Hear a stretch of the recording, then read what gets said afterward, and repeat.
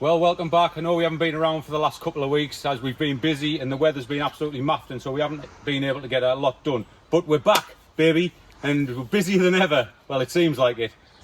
So me and Tracy have got a week off the paid job, and as normal, we're going to try and get as much done as we can in that week. We have got a couple of days out planned, but first thing is taking stock of what we've got available to us on the Smallholding to keep our food costs down with everything else that's going up.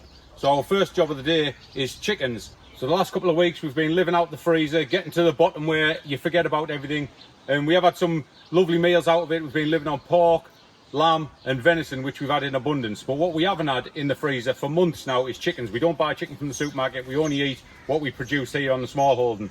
We did have some older hens or cockerels about 4 months ago, I think it was, which we did, and we canned them up, but we've used a couple of them. We've still got some of them on the shelves.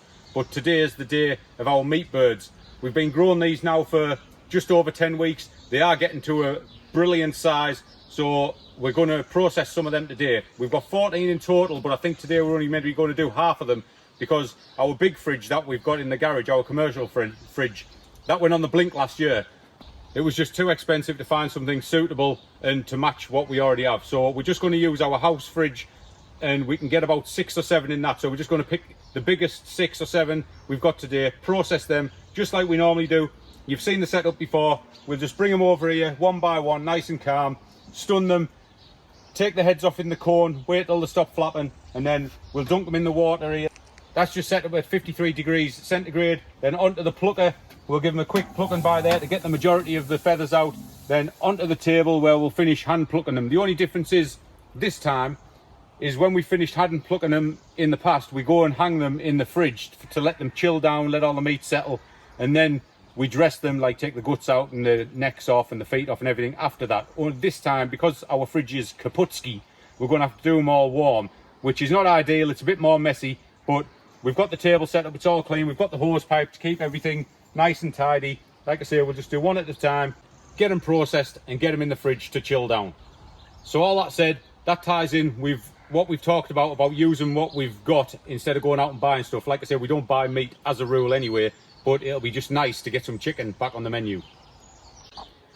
Right, well, these are what we're going to be processing today. It's a Ross Cobb breed. They're just over 10 weeks old. We don't breed these here on the Smallholding, so while we've got access to buy them in as day-old chicks, we'll do that, because a couple of years ago we did an experiment with our Rhode Island red breeds, which are supposed to be a dual-purpose bird for eggs and for meat. So we raised a few. I think we did 16 cockerels off them. We raised them at like 24 weeks, and they were way substandard to what you get off these. So we just thought, while we've got access to these, we'll go back to doing it. It takes a third of the time to raise them, so that's a third of the cost. They still get treat the same as our other birds. They get access to outside, the grass, the space, the sun, so they don't get treat any different. They're not kept indoors, but they just produce a more superior carcass when you're finished with them. They just naturally put on weight quicker than any of the other traditional breeds that you're going to get.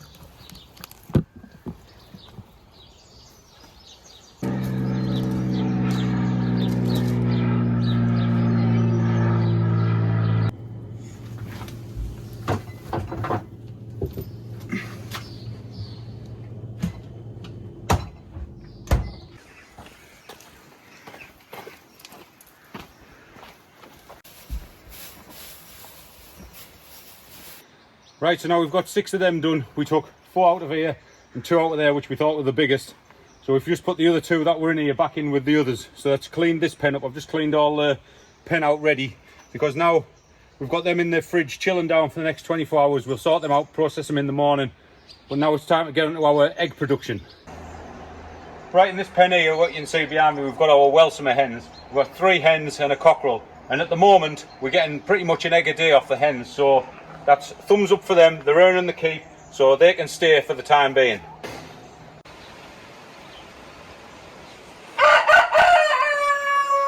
And then we come into this pen, which is our orchard area, where it's got our apple trees and our damson tree, our cherry trees. This is where we keep the remainder of our hens. So in here we've got 23 hens and 2 cockerels. So we're only getting 6 to 8 eggs a day out of these 23 hens. Now, we know which ones are laying pretty much out of the hens, because we've got some lavender aracunas and some bit of mixed, which lay a different colour egg to the Rhode Island Reds. So the majority of them in here are Rhode Island Reds. So they're the ones we're going to be concentrating on, because some of them are getting a free ride. Now, we have got 2 age groups in here, and luckily we've ringed some of the legs of the youngest ones, so we know which ones are the youngest. So we're going to pick out the oldest ones and we're going to separate them. Where we've just took the meat birds out of, where I've just cleaned over at the oil tanker, we're going to put 4 in there, and we're going to put 4 in a meshed greenhouse that we've got in the barn, so we can see which ones are laying and which ones aren't, because it's cost us a fortune in food just to feed them, and we're getting nothing of them. So we're going to separate 2 lots of 4, and then we'll leave them in there for a week, see if we get any eggs. If we don't, unfortunately for them, it'll be curtains, but they won't be going to waste. We'll use the meat for curries and stews or something like that. We'll can that meat. But at the minute, we need to pick out which 8 we're going to separate and get them caught up.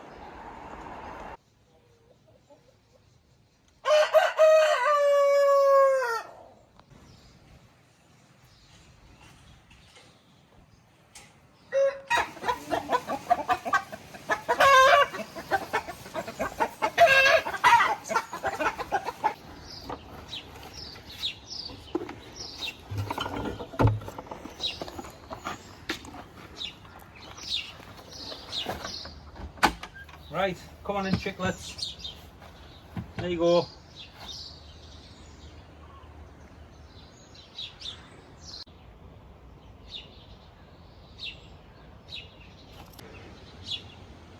Right, so we've just decided to put 4 in here. We were going to put 4 in a meshed greenhouse, which we've got in the barn, but it's just far too hot in there, so it wouldn't be fair on them. They wouldn't be able to get out. So we're just going to go for 4 for now. We've picked what we think are the 4 oldest. We're not expecting any eggs for a couple of days. There's a bit of a kerfuffle getting them in here, so I might have them in shock for a couple of days. But they've got the food, they've got the water, they've got plenty of space to root around. So we'll just give them a week or so in here, see how they get on. Like I say, if we don't get any eggs, they've got a nice little nest box I've just put at the back there that they can get in and lay, and we'll just see what we get off them. Now that the birds are processed, it's about 1 o'clock. We've quickly grabbed a drink, brought our bowls out because we're going to harvest what's left of the fruit. You might have caught on a recent video that the starlings have literally cleared our cherry trees, so we've got no cherries this year, which is okay. We've still got some bits from another year, but it's still frustrating when that happens. So we're going to get the rest of the currants before they do the same to these. They have taken the top off the red currants. That was literally covered at the top as well, but there's still plenty more to get. So we're going to get those while we can. I've already picked some of the black currants, but Stephen's going to finish getting those, and then we're going to start getting those processed, because like we say, use what you have. That's the first rule. So that's exactly what we're going to do. So there's a full bowl of black currants and red currants. Red currants actually hang totally differently to black currants if you've never picked them before, so it's easy to just pick like a stem and they all come off together, whereas unfortunately Stephen got the black currant job, which is a lot harder. It's Sunday morning, it's just after 8 o'clock, it is warm already, and it's time to go and plan what we're going to get done for the day today. Stephen and I have got a week off, as he alluded to earlier in the video, so we want to get as much done as possible, but one thing that's really important is actually getting some rest during this time as well, which I'm learning more and more, but we need to teach that to Stephen too.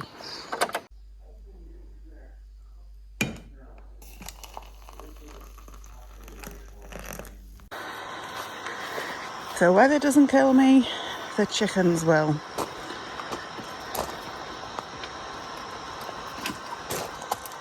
honestly. Can you hear my fan going? I've resorted to a fan today.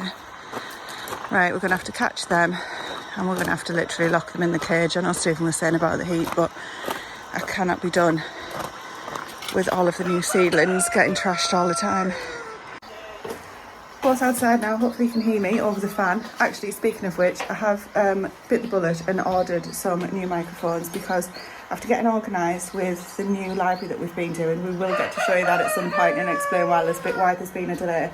I found the old microphones and they have got the old charger port on them, which is what you need to be able to plug the receiver in, essentially. So bit the bullet and got some more, so hopefully any microphone issues will be resolved moving forward.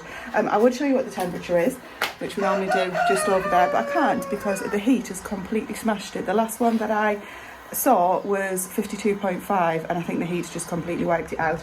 If we've got any batteries that can go in it, I'll try and replace it, but I'm not going to buy some just for the sake of it because they might not work, and then batteries are quite expensive, aren't they?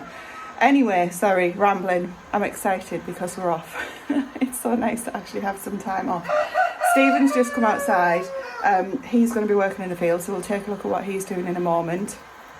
And I'm going to get in the greenhouse because it's still cool enough in here to work before the heat of the day, because it's just literally been unbearably hot. Mornings and nights, not just during the day in here. So we've got quite a bit to get done. It's like a jungle. Right, well, my task this morning before we get up back into the house and start on the chickens is to do this disaster over here.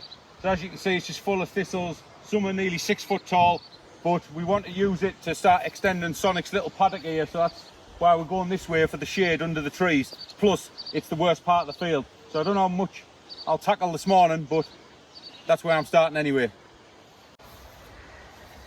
So as Stephen says, the thistles, as far as the eye can see, I mean, these have just literally exploded. But if I turn around, you might see some of the yellow in the distance over there, and certainly over here, if I just take the camera over behind Dexter's water bucket.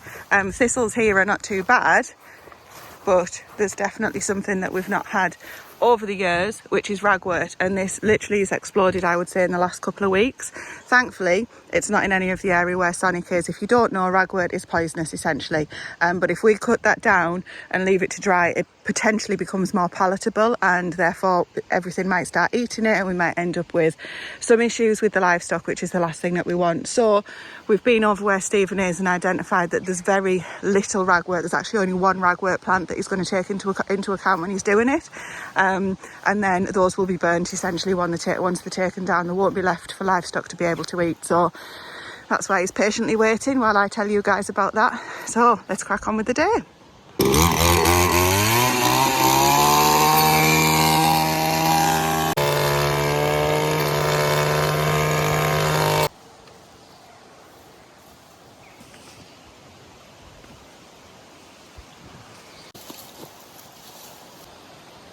Right, well, done the first section, so I've trimmed it all down, went and picked all the thistles up, chucked them over the fence so they're out the way, and then I've come back and just started digging the biggest of the thistles I can find. And the next job, I'm going to run the lawnmower over what I've just done, rake it all up, get rid of that, and then we'll do it in sections because it's a big job to be doing it all at once. But it's looking all right. By the end of a couple of hours, we should see a difference.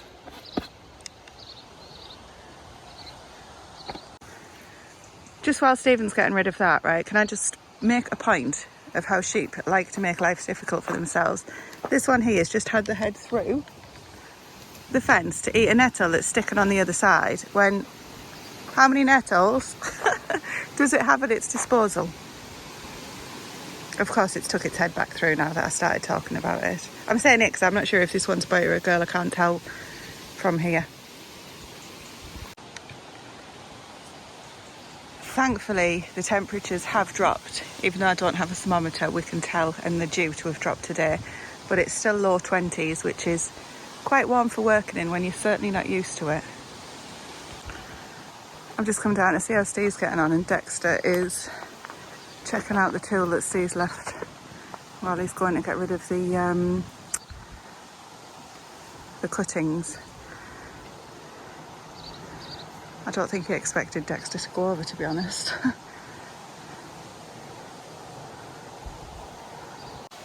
He was terrified of that a second ago.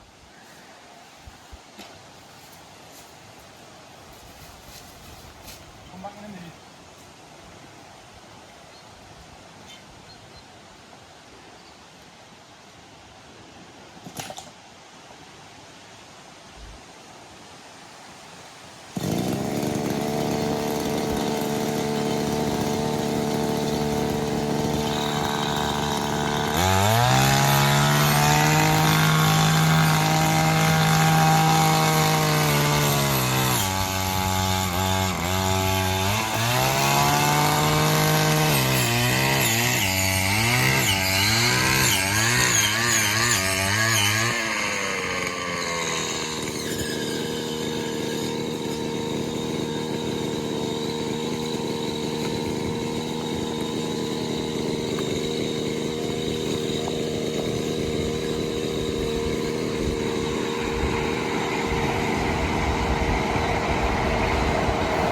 Stay!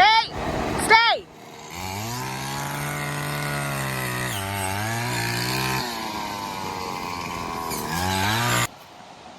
Right, well that's a good job done. We've made it all the way to the fence over there, as you can see in the background. So all this strip's done. I've just trimmed it all down to grass level so Dexter can get in and eat the grass. And the stems of them thistles have absolutely ruined me brush cutter. You can see them all bent over there and some are missing. So might have to come down with a chainsaw next time and get them up. But I can't really do any other patches because, as you can see, the yellow in the background, it's all covered in ragwort. So I don't want to be cutting that down. So I'm going to have to go around, hand pull all the ragwort out first, get rid of that, and then I can come back in with the strimmer and trim it all down.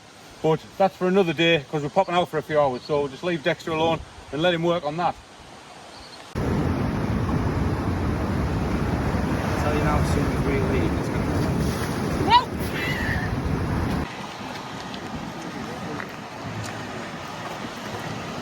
Right, well these are the results of our little chicken harvest yesterday. They've been chilling down in the fridge outside there for 36 hours, so they're nice and firmed up, the meat's all rested. So this is just an example of ones we got. This was the biggest one out of them, it's just over 3 kilos, that's like 6.5 pounds. And then the rest are about 2.7, 2.8 kilos all in all. Brilliant result for 10 weeks old. Like I say, we did our own, grew them for 20 to 24 weeks, and they only weighed out at 1.4, 1.8. So these are double the weight, but less than half the time. So it's a no-brainer really, we'll keep on doing this. So now we're just going to get them portioned up and get them in the freezer. We're keeping one, so we're keeping this one, the best looking one, for a whole bird, and then we're going to portion the rest up. So I'll show you how to do one, and then we'll whiz through them all and see the results at the end. Right, this is just another quick reminder of how we portion up a chicken here on the Smallholding, just to maximise the whole bird for how we use it and utilise it in meals. So we're just going to start by taking the wings off. So we just take the wing tips off. There's a joint there and there's a joint there. So we're just going to take that wing tip off of that side, take the wing tip off of that side. There's no meat on them, so they'll just go into stock. Then back on the wings, we cut that top of the wing off on that side, top of the wing off on that side, and then we just flip the bird over, and then with your knife you just go into that joint there, and then you just take the other top of the wing off, and then the same on this side, take the other top of the wing off, and we just flip it back over, stretch the legs out, get your knife in between the legs there and just cut down, and then just cut the legs off. We'll come back to the breast, and then all we do is where the bone goes around the leg there, you just put your knife under into that joint, you'll see it crack, and then you just put your knife in, cut that off. Same with the other side, under there till you get to the joint, you'll see the joint crack, and you just put your knife in and then cut that bone off. That'll go into stock.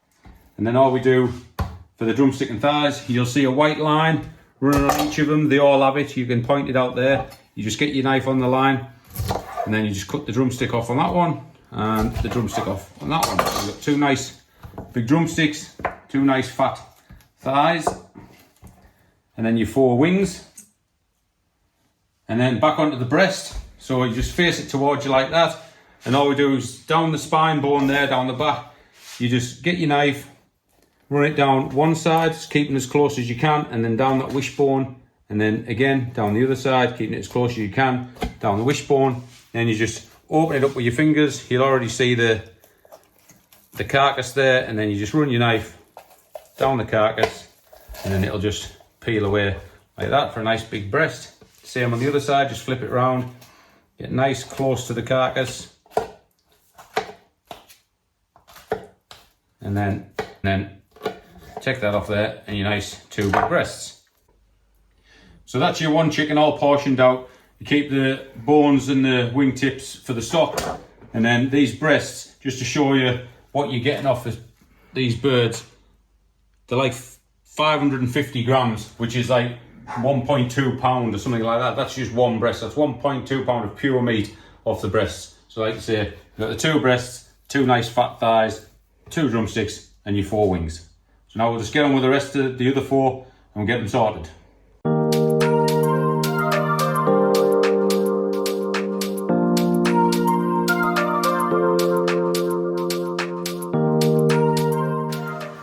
I don't know if you can see, I'm going to try and zoom in, but the heron is in the corner on the fence. Terrible quality zooming in on this camera, but it's just totally chilled on the fence. It's just coming up to noon on Monday, our first official day off the paid job. So we've had the weekend, but we would have had that anyway. And this morning, I've already had the animals done. As always, every morning, first thing I get up, do the animals, do the rounds. Excuse me a second. That bolt is becoming more and more tricky. So yeah, done the animals as normal, and then the farrier came, got those guys done. The farrier came, got the pony done rather, and then went into the gym. I've exercised, and I've actually just been inside and taken an hour to myself, taken care of myself, and that's why I'm only picking the camera up at noon.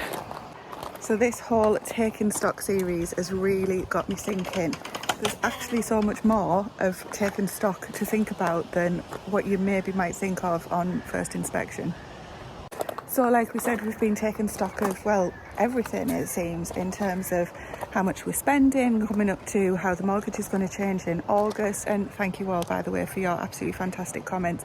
I think people realise we're not trying to be a pity party or anything like that. This is just actually documenting what's happening and the realities that a lot of us are all facing, unfortunately. So yeah, taking stock of the finances, like what's in the freezer, the chickens, we'll get back to those in a minute, how many eggs we're getting, how much food we're producing here, you know, all of the things. But actually it's not just about that really, there's a lot more to it. Can we just say how many bloomin' white cabbage butterflies there are kicking about, even in this heat? It's actually a much nicer day today in terms of heat. Oh, there's a red admiral. Now look, we've got broccoli, which we'll be having for tea tonight. These ones, this has been used and used and used, this plant, so I'm actually going to whip those ones out.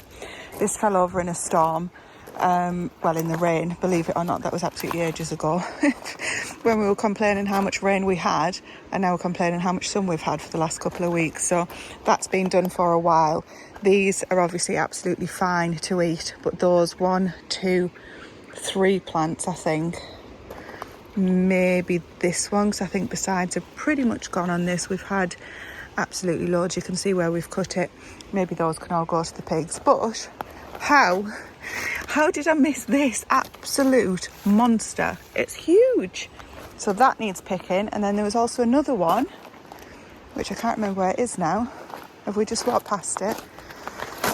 I'm just ignoring the butterflies for the minute.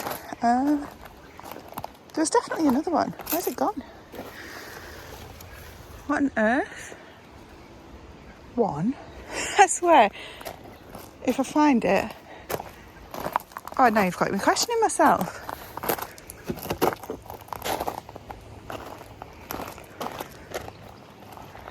Where have you gone? Oh my goodness, did I dream it? Questioning my blooming sanity, taking stock of that. Anyway, there's a huge cauliflower. There was 2, I'm sure there was 2. There's a huge cauliflower that we need to get to as well, is my point. Slightly distracted by the cauliflowers. Oh, I found it. It's not with the cauliflowers, it's here. Goodness me, I bet you guys saw it, did you? It's in with the mess of this plant, that's why I got distracted. So this is just a small one. I do actually have 2 different varieties in. Obviously the one that we've just looked at over there is a lot bigger. Right, I'm not going as mad as I thought it was, but actually that does tie into what I was saying. Thought I was losing it for a bit there, but that actually ties in, as I say, to what I was thinking about. Taking stock is not just about taking stock of what we've got tangibly and material things, but taking stock of ourselves as well. And that will be somewhat different for everybody. So, you know, that might be around how you handle things, your stress levels, your health in general, all kinds of different things for different people. But that's something that we've been looking at. Now, for me, I wasn't going to mention this on camera, especially on YouTube, because it can be a very brutal pace. But taking stock for me is thinking about, how am I going to manage doing this in 10 years time? Because at the end of the day, that's what this is all about. You know, can we live here after the mortgage goes up and make the place pay for itself and all of those things? Well, if I'm not fit and healthy, how am I going to be able to do that? And the same question for Stephen, but Stephen's version of that looks totally different to mine. You know, you all guys say he's the one-man machine, etc., etc. I'm there in the background doing what I do, and there's only so long that I can hide away from the fact that I've got a significant amount of weight that I want to lose. Want is the key word there, because you've got to want to do it, and so far I've kind of been okay with how things have been. But being on YouTube, being on the camera, that's one thing for sure, that you have to now certainly take stock of those kind of things as well. So all of that for me personally is going to be feeding into the next few weeks and, well, months and ongoing. The fact that I can stand outside here in the sun and not be too hot, although once I get moving around and doing some work, I'm sure I will be. But what a difference that is in the last few days that we've had. This is absolutely blissful. And I guess that all feeds into what we're saying. So for me, moving forward, I think, you know, I've identified a key thing, and that's not something I'm going to really talk about moving forward, but hopefully you guys will see the difference, because I know it's certainly been noticeable seeing the difference from the last few years to today. But again, we'll just leave that one there. For Stephen, I joked about it yesterday, I think it was, on the camera, saying that, you know, he needs to learn to rest as part of this week as well, and totally flip to what I'm talking about for myself. You know, if you wait to rest until all of the jobs on a smallholding, or probably anywhere in life, are done, you'll never get to rest. And resting isn't just about being lazy and sitting down. It's obviously the recovery aspect of it as well, and letting your body catch back up, etc., etc., because that has health impacts as well, whether it's sleeping, whether it's what's going on inside that you might not be able to see. And we need to give our future selves the best fighting chance that we can. So we've got a couple of different things to work on, polar opposites, but hopefully we'll meet somewhere in the middle. Anyway, that's taking stock of ourselves, so that is something that's super important as part of this series as well. It'll feature less so, but just know that it's going on in the background, I guess.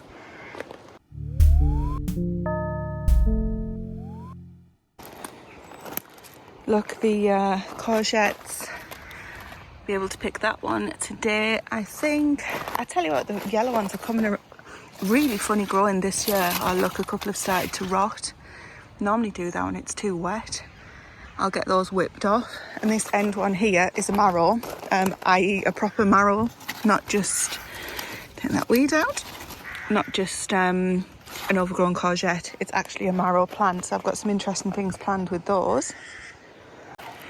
Now today I'm hoping to grab some of these gooseberries. They've just totally ripened on the plant. Look, weeds, we'll deal with those once the height of the summer's over, I think.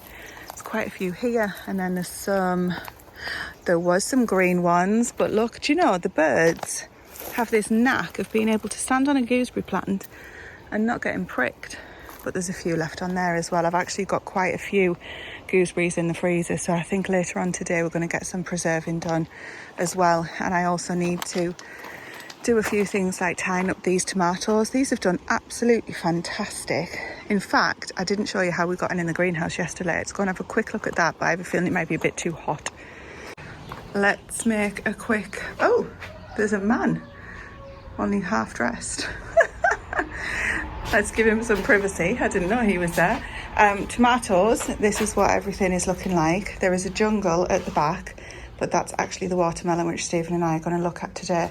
So I'm going to give these a good water. The surface under here is actually really good because they've been drenched for a good few days. Now, something that I'm trying to do is use more of what we have, which is Real One that we've talked about. And you'd think, okay, these aren't going to come to anything. These are the side shoots that I've taken off the plants when I tidied them up yesterday. I've put them in. Tomatoes will root readily, but given this heat, I do have a couple outside as well. In fact, let's take some of these outside while we're talking. I'm hoping that they will maybe not eat fruit, but maybe they'll overwinter. I don't know. It would be great if they could fruit. The ones outside that I did are looking just as unhappy, which is expected when you root them from side shoots, but yeah, we'll see. Anyway, enough philosophising. Is that a word? Let's actually get on with some jobs now. It's a really breezy day today, but it's not a cold breeze. It's probably a good time to try out the new microphones that I got. I just got some off Amazon that were kind of a reasonable price, and hopefully they're going to help with things like that. So we'll give them a try later when Stephen's out and about. I'm not too sure what he's doing this afternoon. There's a list of things basically to pick from. And I'm trying not to leave the things that I want to do the least until the end. But actually the animals' waters need topping up. Everyone seems to be drinking more today than on the hottest days.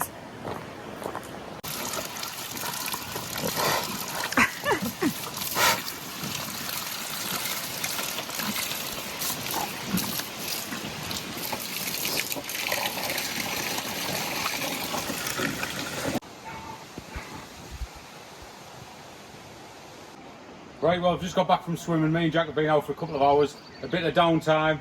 So now we're back to reality. We've just pulled a load of nettles out of here because they were taking over, so I just wanted to get them out by the roots rather than strim them down. So the next big job is going to be down in the field. Are you staying close for that one? Yeah.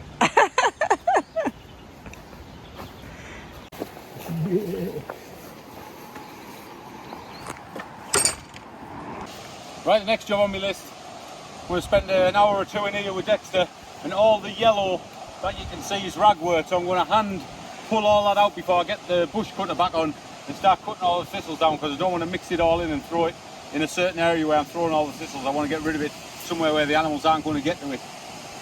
So I'm going to work my way from here, from where Sonic is over there, and then work down all this area first, where it is yellow all the way down to the back gate. And I'll see how long that takes. It doesn't look much, it's very sporadic, but no doubt when I get into it, it'll probably take ages.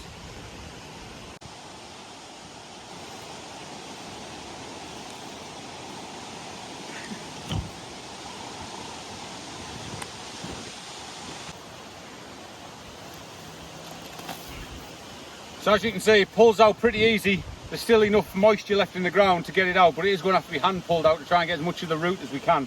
And I don't want it touching my skin, because apparently it's very irritating if it touches your skin. So that's basically what I'm doing for the next 2 hours.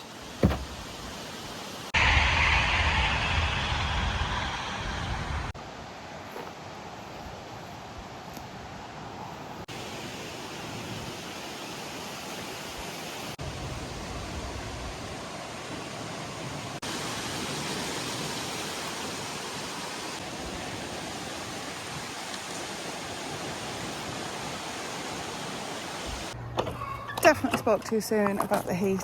It is now, can't see what time it is because my notifications keep coming up on my watch. It's after 12. It's probably the peak of the day actually. I feel like the sun is directly above me, so middle of the day, and yes, it's certainly warmed up. We're going to be making stock, I nearly said taking stock, from the chickens that we processed yesterday. So I need to get some of the older bolted onions to give those guys a purpose, and thinking beyond just today to be able to get them used. So these are actually spring onions that just kept on growing through the winter last year, and they're flowered, and we're literally going to probably pop a couple of the flowers in as well, because we're making a huge batch of stock and I want to get that on, leave it in the slow cooker overnight so that it can get all of the goodness out of it, and I can just don't have to think about it, and then we can get actually on to some of the other jobs around preserving and things. So in amongst the potatoes, we've got these guys here. There's quite a few of them, you can see. So I'm just going to literally grab a handful. I'm not worried if they're bolted or not, because they're all going to go in just for flavour.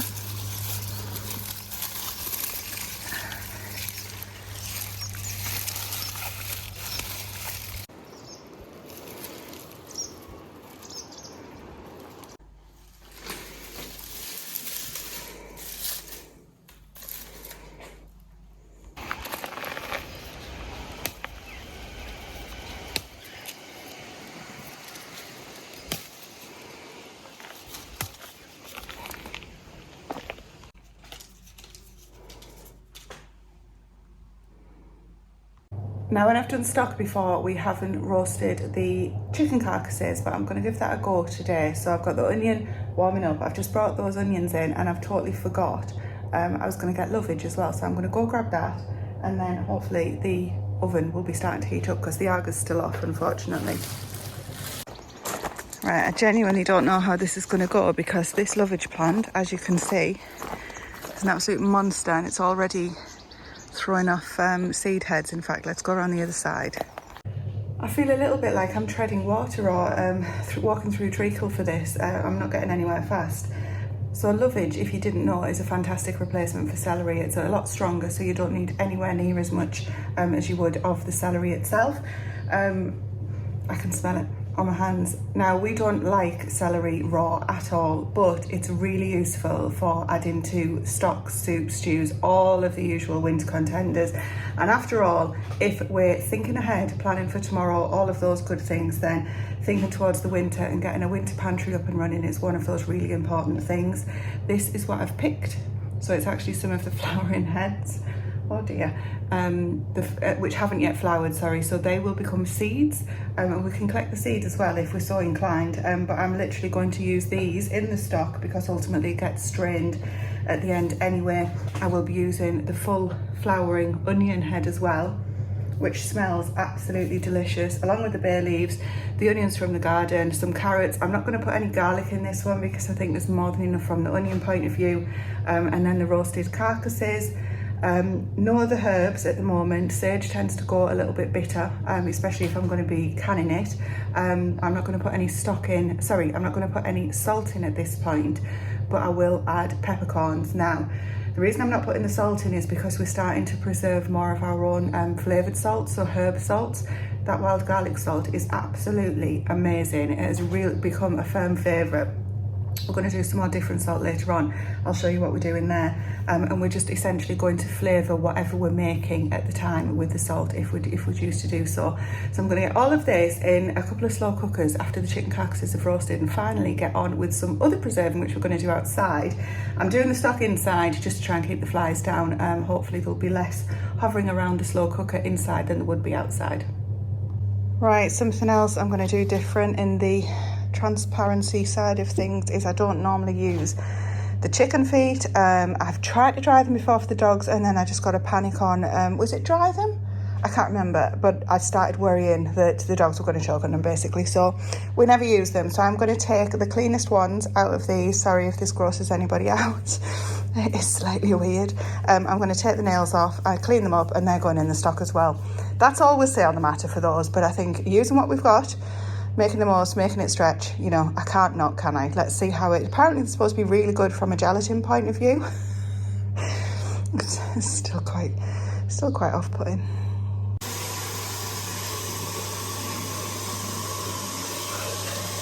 The feet are in.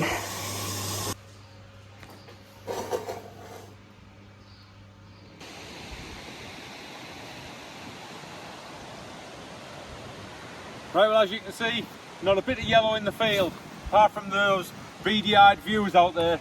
These yellow bits are buttercups. They're not ragwort, so I'm not bothered about them. So I'm glad that's a good job done. Got rid of all them somewhere where the animals can't get them.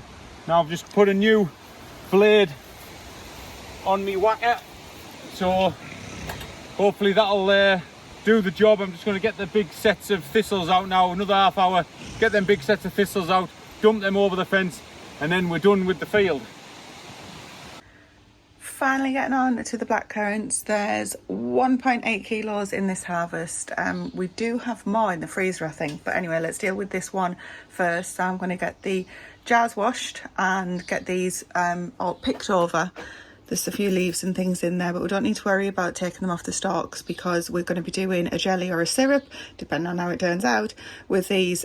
So if essentially you're not using the fibre of the fruit, which I know some people don't like, but that's the best way for our family to actually use it.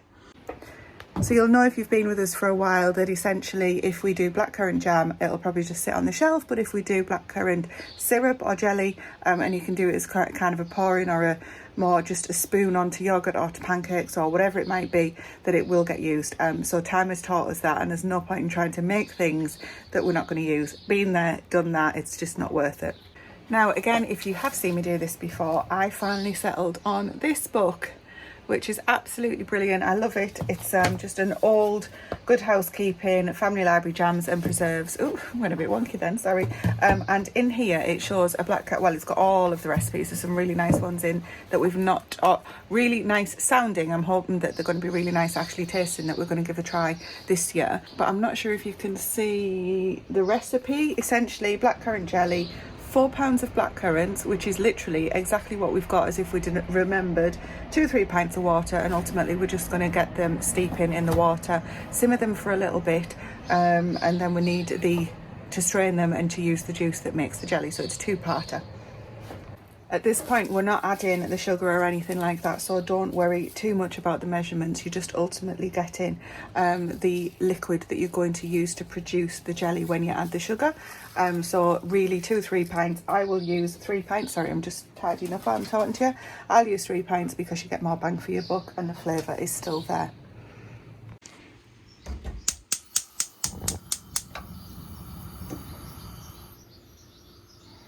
Right, we're multitasking, guys, so I've got a bag here over a jug because I'm going to marinate some of the drumsticks that we did yesterday and then portion the rest up. I've just done the chicken breasts and they're in the freezer now, but what I'm going to put in here, I've just been to the front garden. We've got so much sage, it's unbelievable.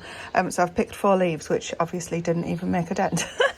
No, all jokes aside, I'm going to rip these up and put them in here to marinate the drumsticks, along with some smoked paprika, garlic powder, onion powder as well, which I haven't got. I've left it inside, ground black pepper, a little bit of olive oil, some regular paprika as well, and the star of the show, the wild garlic salt. And I'm just going to give that a mix, onion powder as well, I did say that, with a drop of apple cider vinegar, and hopefully that'll be kind of a really tasty chicken drumstick. I'm only going to do probably 3 or 4 maybe, because I don't want to waste any, because we'll be eating them cold for a picnic that we're going on tomorrow. How could I forget? I knew there was something else, and it wasn't the onion powder, which I've now got. It's this cranberry mustard, which was made in September 2021. It was, at the time, absolutely vile. Since had it, and it's absolutely lovely. So it's true what they say, that it needs time to mellow. So 5 years later, let's open up another jar.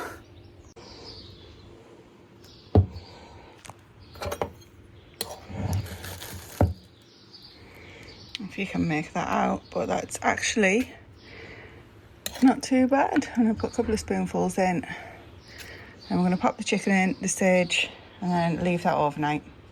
Right, well, that's a good couple of hours on that. I hope you can see a difference on the camera.